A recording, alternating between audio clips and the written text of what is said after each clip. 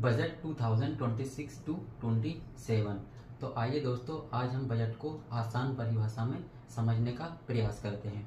तो हम लेते हैं इसके लिए एक छोटा सा एग्जाम्पल। मान लीजिए एक फैमिली है, फैमिली के पेरेंट्स हैं और उनके 2 बच्चे हैं। अब फैमिली को चलाने के लिए, अपने हाउस होल्ड खर्चों को समझने के लिए, जैसे अपन मान लेते एक एग्जाम्पल के लिए लेते हैं, पापा की जो इनकम है वो है 20,000 और इस तरह मम्मी का जो वर्क है वो है हाउस होल्ड वर्क।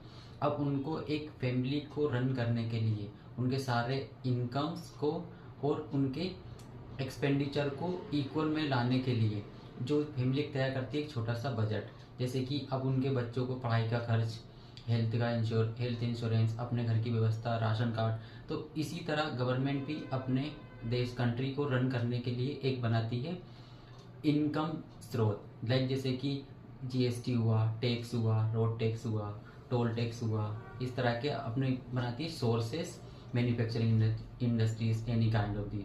तो इसी तरह अब फैमिली में वो अपने 2 बच्चे हैं, उनको चलाने के लिए पेरेंट्स इसी पर जो भी एक्सपेंड करते हैं, जो भी खर्च करते हैं, स्कूल पढ़ाई हुआ, उनके राशन हुआ, उनके क्लोथ्स वगैरह हुए, तो वो होता है एक्सपेंडिचर।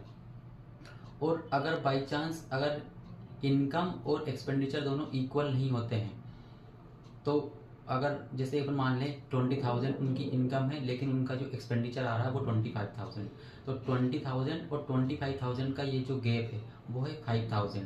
तो इसके लिए उनको लेना पड़ता है लोन। तो सेम बिल्कुल गवर्नमेंट भी क्या लेती है, इस तरह से लोन लेती है अपनी सरकार को अपने देश को चलाने के लिए। तो ये होता है जो प्री प्लान तैयार किया जाता है अपकमिंग ईयर के लिए, तो उसको बोलते हैं हम बजट। धन्यवाद।